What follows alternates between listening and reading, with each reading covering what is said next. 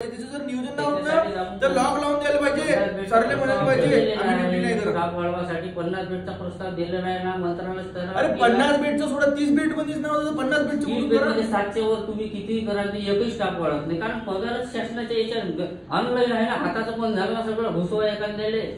सिस्टीमच तशी आहे, तेवढ्याच कर्मचारी. नर्स नाही, डॉक्टर डॉक्टर आपली तर 3 पोस्ट आहे. 3 पोस्ट मध्ये 50-60 परमनंट आहे, 2 कंत्राटी आहे, ते 1 मॅडम. कंत्राटी डॉक्टर साठी आम्ही मीटिंग मध्ये शेठ सांगतो, पुलगावची ऑर्डर कोणीच घेऊन नाही राहिलं. तुम्ही जर आपल्या गावात चांगला पोरगा असं होत करू बेबीस द्या साहेब, तुम्हाला ऑर्डर आणून देतो. मी आणतो 3 डॉक्टर आहे, चेकअप बी नाही करत. तो भाग नंतर, तो भाग नंतर ऐकून घ्या ना, तो भाग नंतर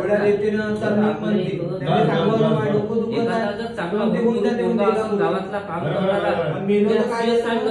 देते, आम्ही शिफारस करून देतो. शिफारस यांना द्यावा. अरे जे समजा जे कंत्राटदार आहेत हे बी चेक नाही करू राहिले. हो त्याच्यावर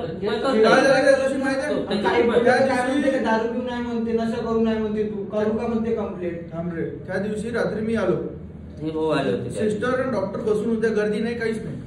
त्यांना म्हटलं की खोकला आहे, चेक करायचं काम नाही. जेव्हा त्यांना म्हणून राहिलो बीपी तर चेक करा, तेव्हा ते बीपी चेक करू राहिले, बीपी एकदम हाय, तेव्हा त्यांनी गोळी दिली आणि बसले. असं राहते का? आज आपण प्रायव्हेट मध्ये जातो तो चेक करते ना, तसल्ली तर होते. बरोबर आहे. हे नवीन जे पोरं आहे ना, नवीन पोरं आहे माहित आहे, 1 महिना तर पहिले ओरिएंटेशनच द्यावं लागते. एक तर पहिले काय नवीन जनरेशन आहे, इथे बोलायची हे नाही आहे. नवीनही पोरं आपले नाही बोलत आणि ते नाही बोलत, म्हणून भांडणं होते सगळ्यात पहिले. जसं आपण ऐकून घेऊन राहिलो तसं त्याची मानसिकता नाही आहे नवीन पोराची. अरे मला एक गोष्ट सांगा, ऐकायची गरज नाही. तुम्ही तुमचं काम पाहून करा, आम्ही आमचं काम पाहून करतो. आम्हाला गरज आहे का इथे येऊन टाइम काढायचं, तुम्हाला बोलवायचं, तुम्हाला सांगायचं. बोलवून सांगितलं साहेबांना, मी सरकारी नोकर आहे. असं म्हणणार तर कसं जमणार? आमच्या हातात काय आहे? नाही नाही, आता तुम्ही लोक काहीच नको करा. मी तुम्हाला हे निवेदन मी तुम्हाला देऊन देईन. निवेदन मध्ये मी 7 दिवसाचा अल्टिमेट दिलेला आहे. तुम्ही तुमच्या ए पासून तर झेड पर्यंत कर्मचाऱ्याला सांगा. आता ह्या गावात जर एकाही व्यक्तीचा जीवाशी खेळ झाला 7 दिवसाच्या अंदर, नाही भेटला स्टाफ नाही डॉक्टर, तर दादा मी खरंच लॉक लावून देईन. तुम्ही लावा बिलकुल. मी तर म्हणतो असं झालंही पाहिजे. झंझट मी नेहमी तेच ऐकण्यासाठी नाही आहे ना बाबा. याच्यापुढे मी कशाला येईल? साधं शासन भरत नाही, साधी गोष्ट आहे. शासन भरत नाही आणि मला इथं बसून दिलं, असं झालं ना. नाही, आम्हाला तुमची भावना समजली. आता आमची भावना आम्ही जेव्हा रस्त्यावर बसून व्यक्त करू, वरिष्ठ अधिकाऱ्याले काय नाही तुमचं तर काहीच नाही आहे. तुम्ही तुमची ड्युटी करू. त्या दिवशी मी तुम्हाला त्याच्यासाठीच म्हटलं साहेबाची, म्हणून तर मी तुम्हाला तुमचा आला तर मी तुम्हाला फोन केला, मी आलो बा. नाही तर मला पडायचं असतं तर मी आलो गेलो गायब झालो असतो, पण मला तुमच्यासोबत बोलायचंही होतं ना. नाही पण हे काय मग असं आपलं सरकार सांगते की सरकारी दवाखान्यासाठी हे नियोजन आहे, ते नियोजन आहे, मोठमोठे बॅनर लावून राहिले, छापू राहिले, योजना दाबू राहिले, आणि इथं पुरं कचरा. इथं काहीच नाही गोळ्या औषध डॉक्टर. त्याचे सांगू एक गोष्ट सांगतो, 100 बेडचे अनाउन्समेंट करून राहिले का आता हिंगणघाटले 100 बेड आहे, तळेगावला 100 बेड आहे. डॉक्टर नाही तर काय फक्त तिथे बेड ठेवणार आहे का? 30 बेडचं नियोजन नाही करू शकू राहिले लोक. नियम असा आहे, पहिले सँक्शन होते, मग त्याचं येते, मग बांधकामासाठी निधी येते, त्याच्यानंतर 75% बांधकाम झाल्यानंतर 50%. मी आर्वीले होतो, मी 18 आर्वीले गेलो. 17 पासूनच 100 बेडचं झालं, अजून जनतेला आता भीती पाळणं सुरू आहे तिथं. 17 आता किती वर्ष झाले? मी बाई बदली जायचं झालं पण नाही झालं. सर काय आता जोपर्यंत तुम्ही काही असं त्याला जाग येणार नाही तोपर्यंत इकडे काही हलणार नाही. असं असतं तर आपण कधीच चला या तुम्ही घ्या कामं. पगाराचा प्रॉब्लेम काही गोष्टीसाठी नाही का, काही कायद्याने राहते, काही धमाक्याने राहते. बरोबर आहे. आम्ही कायद्याने निवेदन देऊन जेव्हा रस्त्यावर धमाका करून तेव्हा या सिस्टमने जागृतीने समजून, तुम्हाला म्हणून फायदा नाही, यायला म्हणून फायदा नाही, नाही याच्यात आता स्टाफले म्हणून फायदा आहे. याची कमजोरी हे आहे की इथं म्हणजे कोणी देखरेख करणारच नाही आहे आणि म्हणजे इंटरफेअर नाही करू राहिलं कोणी. सांगतो ना माझा संबंध आहे त्याच्यासोबत. 5-6 डॉक्टर कॉन्ट्रॅक्ट, एकच डॉक्टर परमनंट. काय करणार?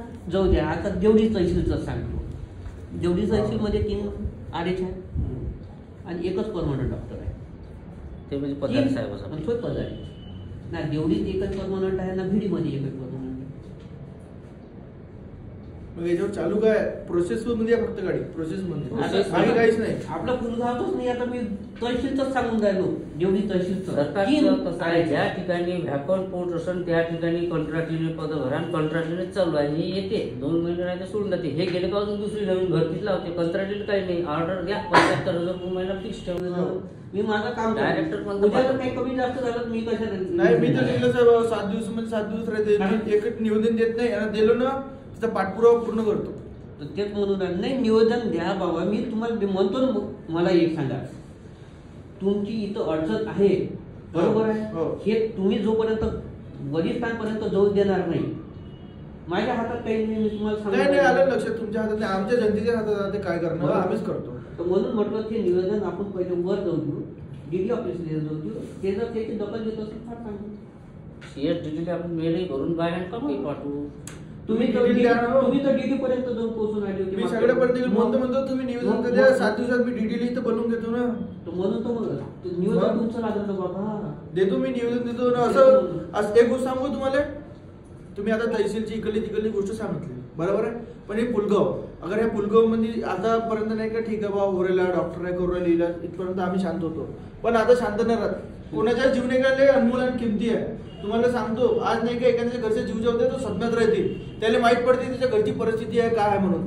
हे सरकारची भानगड आहे, याची भानगड आहे, मला काही नाही. पण मी या पुलगावात राहतो आणि आता समजा एकही गलतीने जर एखाद्याचा जीव गेला ना तर डीडी पासून तर 100 पासून जेटपर्यंत नाही का लोक विचार करा का पुलगावला जाऊ का नाही जाऊ. नाही तर मग एक काम करेल, पुलगावच्या नकाशातून नाही का सरकारी दवाखाना काय बस प्रायव्हेट मध्ये इलाज करणं खतम करा. नाही जायला इलाज तर नाही करायचं, मग काहीच चुपचाप आपल्या घरी जाऊन बसून जायचं. 7 दिवसात देऊन 7 दिवसामध्ये नाही केलं ना तर पक्का दरवाजाला लॉकडाऊन नाही बसून जातो मी. माझ्या पद्धतीने जे कायद्यानं करायचं ना मी 100% करेन. आता तर निवेदन देऊन देतो मी तुम्हाला, तुम्ही पाठवा.